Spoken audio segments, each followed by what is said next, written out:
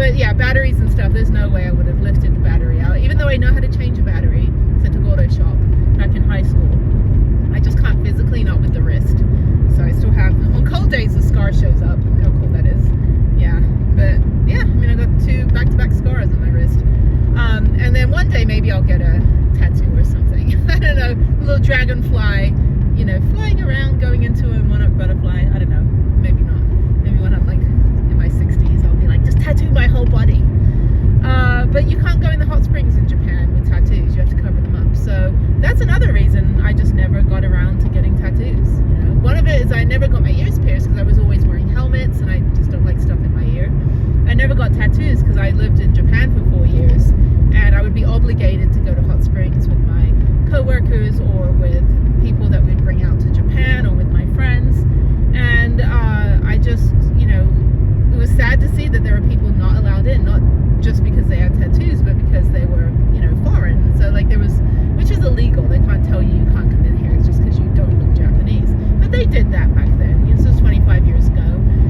But the tattoo thing is still a thing. You still have to put the little skin-colored patches all over you and stuff, and it's just a lot. So, but what was funny was when I joined the military, we were going through end processing, and we had to sit and draw our tattoos into our medical records. I don't know if they still do that, but they had us do it in this classroom in San Diego. And it was all branches, and they said, okay, who's got tattoos? And half the hands went up.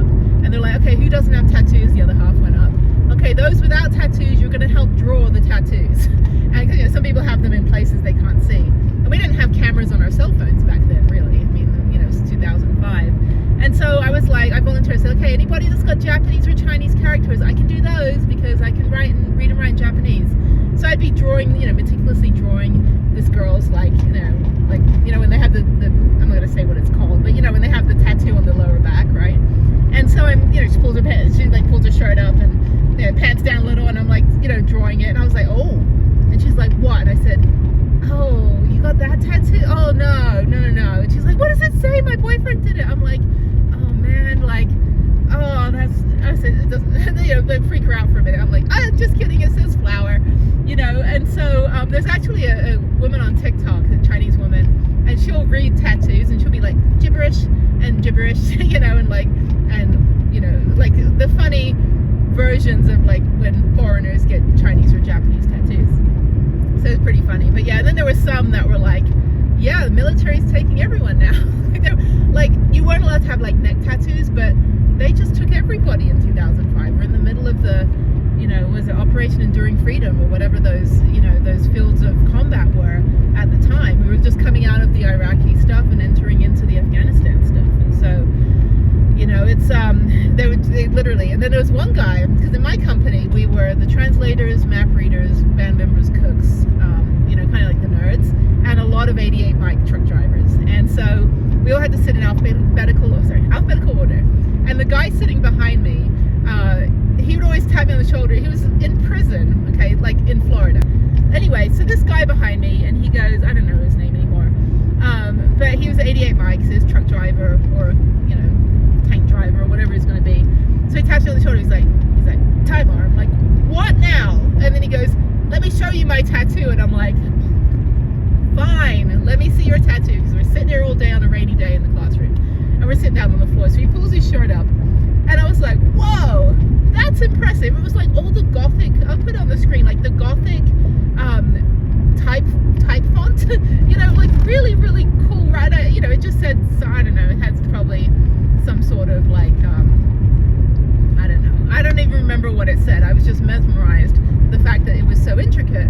But I, you know, at first I wasn't really that impressed. I was like, oh, you know, oh great, somebody did this tattoo. And I was like, wow, that must have taken the tattoo artist a ton of time. He goes, well, actually it took me 3 years. And I'm like, wait, okay, now I'm more interested in this, right?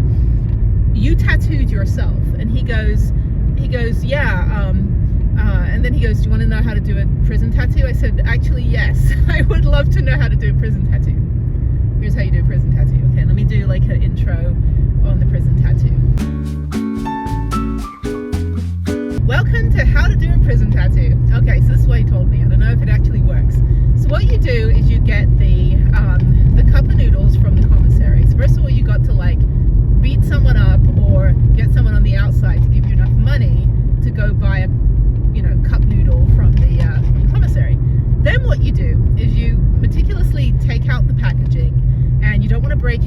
get anything contaminated, so you don't want to get the styrofoam caught in with the paper or anything. So then what you do is somehow you find a match.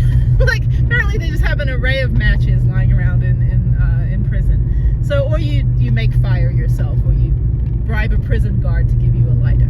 Anyway, but somehow you need to get this styrofoam cup. You got to eat the noodles first, right? Clean it out, wash it out really good. You know, get all that ramen smell out of there, right? Because it's not like you get the cup noodle where the ramen is in a packet, a plastic packet. It's like the ramen's already in the cup. Oh, by the way, this pottery place is really good. One day I'll stop there and get a big pot. But anyway, so you have to be careful in New Mexico if you ask for pot. I want a pot, not pot itself, because I've never done that. So anyway, everyone's going the other way to avoid the dust storm. Sorry, I digress. Back to the prison tattoo. So this is what you do. So then he said, okay, so you eat all the cup noodles, and then after that, you you clean out the cup, wash it out and everything, and you like wipe Purell around the inside of the cup just to like disinfect it. Okay, so somehow you get Purell, and I guess now after the pandemic you can get Purell, but this was 20 years ago, almost 21 years ago. So then what you do is you turn the styrofoam cup upside down, and you burn the paper packaging under the cup to make soot, to get all the smoke and soot. And you do this with as much paper that you can find, not just the packaging itself. You want to get as much, to accumulate as much soot at the top of the cup, right, which will eventually be the bottom of the cup. When you get like a good amount of soot, then what you do is you start adding a bunch of Purell, and you start mixing it together, and that's your ink. Then what you do is somehow you acquire a ballpoint pen. Okay, I'm surprised that they have ballpoint pens, because if you melt it down with the fire that you found, apparently, and like the abundance of fire in prison, you could melt the plastic down and make a shank, right? So just foreshadowing.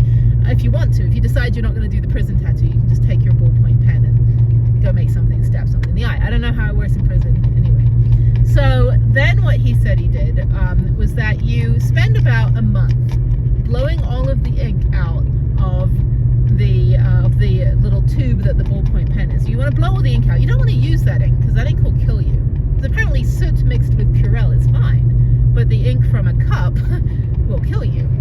So anyway, so then what you do is, once you spent the month trying to get all of the ink out of there, and then you start putting it in a dollop of Purell and sucking the Purell back into the tube, and then spending another week blowing that Purell back out, okay, to disinfect it.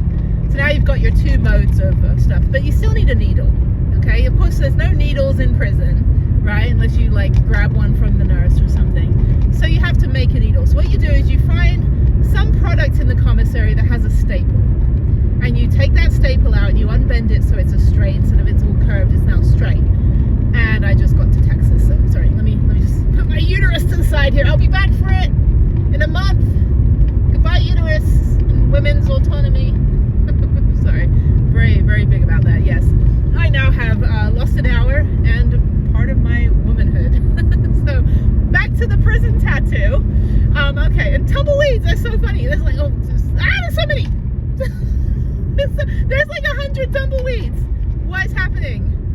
Oh my god, this whole day is like Paperboy, you know, like that video game from the 80s where you've got to like, or Frogger, one of the two. Anyway, so yeah, there's a million. You do not want these things caught in your engine, they'll set fire. There's so many tumbleweeds. They're very cute. Sometimes you get a whole family of them. I wish I could film, but I'm filming this because I'm trying to tell you my story about the tumbleweed now, about the prison tattoo. Back to that. So, okay, so we've got, right now for our mode of stuff here, as I'm trying not to hit these things. Oh my god, they come out right as I'm driving. They can also destroy your wheels, so you have to be really careful. I do not want anything else to go wrong with my vehicle today. Okay, anyway, so then we've got our soot concoction, which is the ink mixed with Purell. We've blown all of the ink out of the ballpoint pen and put the Purell in, and then sucked the Purell in, and then blew that out. So now it's all disinfected. And now we have a staple. The staple's been made into a straight staple. We now stick that into the end of the ballpoint pen, and we use a little bit extra fire just to kind of like melt and seal the plastic tube to the needle thing that you've made. And so he's telling me this, right? Although his story's a little bit quicker because he's like mile a minute, like, you know, like he's still tweaking on something. And then he goes, and I said, well, what do you do after that? He goes,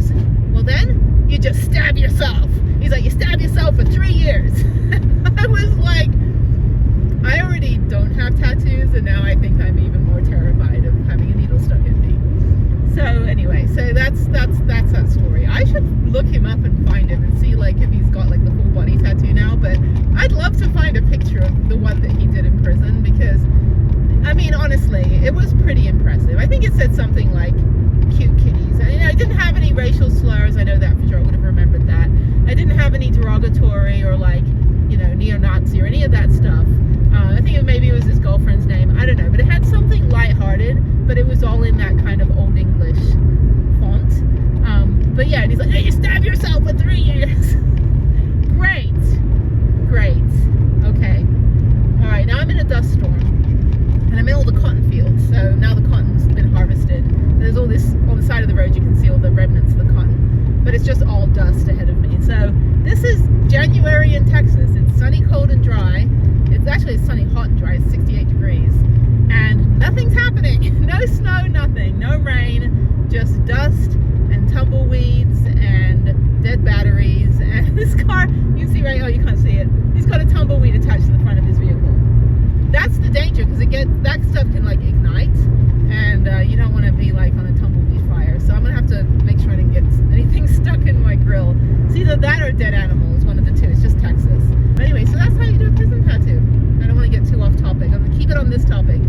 That's how you do it. So thank you for listening, and yeah, just send me pictures of your homemade prison tattoos.